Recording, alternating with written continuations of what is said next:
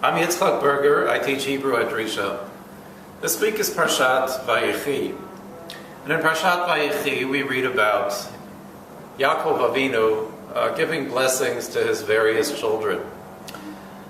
When he gives the blessing to Yosef, he makes a special blessing, or gives a special blessing, to Yosef's two children, Menashe and Ephraim, who are going to comprise two shvatim, two tribes, so that altogether there will be 13 tribes, the 12 sons of Yaakov, but Yosef branching off into two, Menashe and Ephraim. And when Yaakov blesses Menashe and Ephraim, he famously crosses his hands, preferring Ephraim over Menashe by putting his right hand on Ephraim. Now we're accustomed in Sefer Bereshit to the younger son taking precedence over the older, Yaakov taking precedence over Esav, earlier Yitzhak taking precedence over Yishmael. And usually there's a good reason. We understand what the son who's being excluded represents, and the younger son who's being selected represents.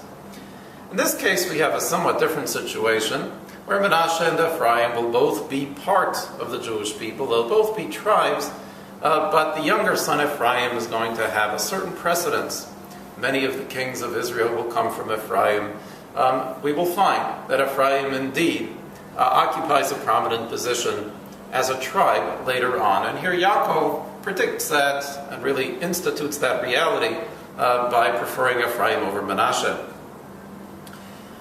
What makes this relationship between Menashe and Ephraim different beyond the fact that they're both selected? When Yosef names his two sons Menashe and Ephraim, we find that he names Menashe, or gives Menashe that name, saying that the word comes from to forget, that God caused him, Yosef, to forget his troubles here in his new land of Mitzrayim. And the name Ephraim represented his ability to prosper. Hifrani Hashem. God enabled me to prosper, to reproduce in my new land. The first name is forgetting the old. The second name is the next step, which is prospering and multiplying, in a way that's partially analogous, although not entirely, to the two sons of Moshe. Moshe names his two sons Gershom. The first one, I was a ger, I was a sojourner in a different land. The second one, Eliezer, highlighting the positive, God having given me help and saving me from Pharaoh. So here the name Ephraim represents the second step, the positive. Right? It's not only God having enabled me to forget the bad, but God having enabled me to prosper. And that's in the case of Yosef, who gives these names to his two sons. But Yaakov here latches on to the importance of the name Ephraim. And what Yaakov says also will highlight for us the significance of the name Ephraim and what that means, not just to Yosef, but to him.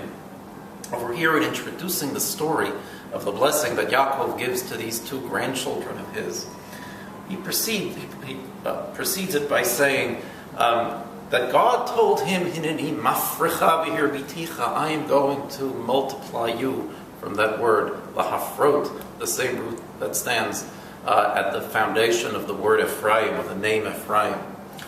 God told me I would reproduce. And he proceeds to say that, in turn, Ephraim and Menashe are going to be like Reuven and Shimon for me. It's going to be like I have an extra son. And he highlights this by proceeding to say, in a verse that otherwise seems very awkward and misplaced, that Va'ani b'va'imi padan, when I was coming back from the house of Lavan, Meta alai Rachel, my beloved wife, died. Ba'ud kivrat eretz lavo Ephrata. Right, there was still some distance to get to Ephrat. Va'ekbereha sham b'derech Ephrat. And I buried her on the way to Ephrat, he Beit Lechem, that is Bethlehem.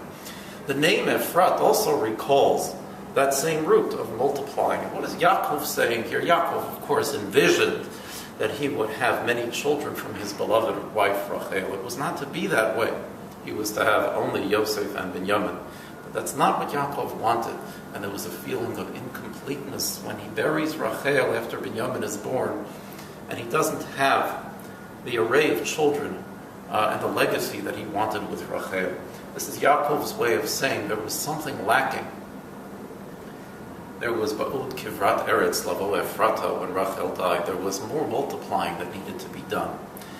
And when God promised him, Hineni mafrecha v'hir biticha, I will enable you to multiply, well, Yaakov is saying that that's going to find its fulfillment here when he gives the blessing to Manasseh and Ephraim, the two of them becoming independent tribes among Klal Yisrael, giving an extra tribe from the children of Rachel. But most important, that Ephraim, the one whose name comes from that word lahafrot, to multiply, well, that name is going to represent the fulfillment of Yaakov's wish to have more children, to have more prosperity, and more of a legacy through the descendants of Rachel, through the descendants of Yosef. Ephraim will take precedence over Manasseh, not because he's displacing him, not because he's excluding him, but because Ephraim represents the realization of that wish, the success and the prosperity, first here in Mitzrayim, but then, of course, later on in the land of Israel. And indeed, as the Parsha continues, we're told that Ephraim is somebody who is Zaro, Malo, Kol HaGoyim, that Ephraim, the descendants that come from Ephraim, are marked by the prosperity and by the multiplying that are associated with them in that subsequent verse. Shabbat Shalom.